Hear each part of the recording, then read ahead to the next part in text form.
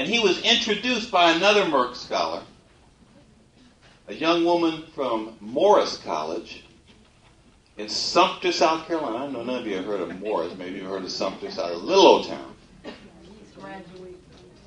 Oh, you have a niece who graduated from there. It's a good school. And this young lady is another Merck scholar. She's the first Merck scholar that Morris has had.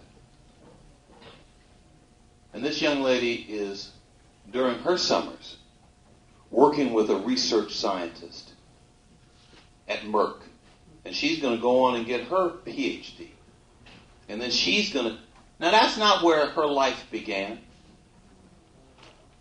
But education meant that she had the opportunity to be anything. To be anything. But it took hard work. It took support and encouragement. That's what you're providing here. And it's going to be hard for all of us to do the things that we need to do. We need to start a new civil rights movement. A children's education rights movement. We need to demand, you said that if something was happening to one of your kids, if one of your kids was being assaulted, you'd all stand up angry. But in schools all across America, our children are being assaulted. Some of them physically, but most of them mentally. And we don't see it, and we don't know it, and we don't protest it. But their lives are being harmed, and in some cases destroyed, by an education system that intent is to do something else. 160 years ago, Frederick Douglass, born a slave on the eastern shore of Maryland, at a time when it was against the law to teach slaves to read and write, managed to learn how to read. Managed to learn how to write. And he escaped from slavery by writing his own pass and saying, this slave is free to get on this train. And he got on that train and he went from Baltimore to New York and points north, and he never went back. And Frederick Douglass said, in the narrative of the life of Frederick Douglass, he said, education is the pathway from slavery to freedom. It was true 160 years ago. It's true today. And we have to remove the shackles of ignorance from our children by making sure that they get the educational opportunity that the good Lord meant for them to have.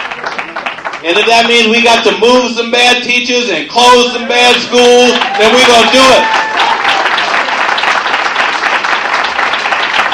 Because there is nothing more important than our children. I'm going to close with one little nice little anecdote. Today I was sitting in a restaurant having lunch with Mrs. Fisher and the group, and this was our last time together. And I got a call on my cell phone.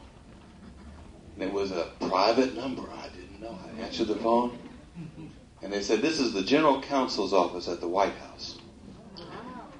I said, uh-oh, what's going on here? And I said, well, I'm at lunch right now. And so I said, let me just go find a quiet place where I can take this call.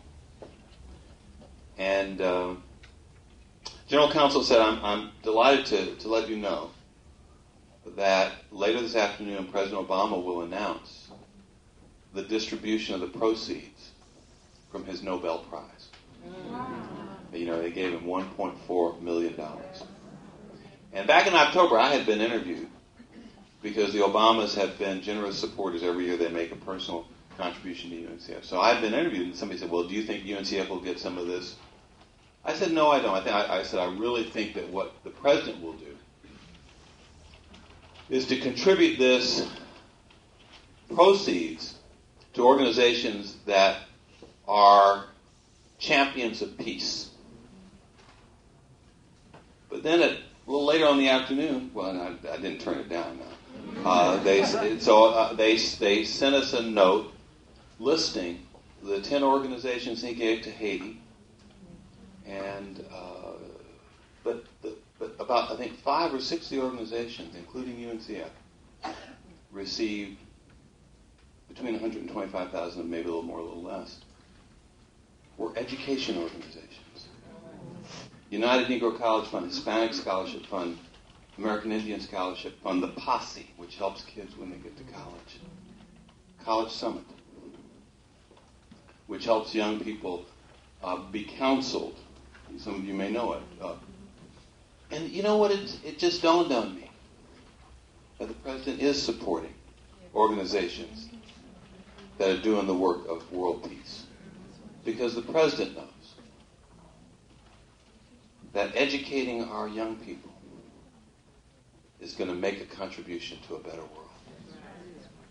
And the president knows what UNCF has been reminding people of for many years, that a mind is a terrible thing to waste. Thank you all, and God bless.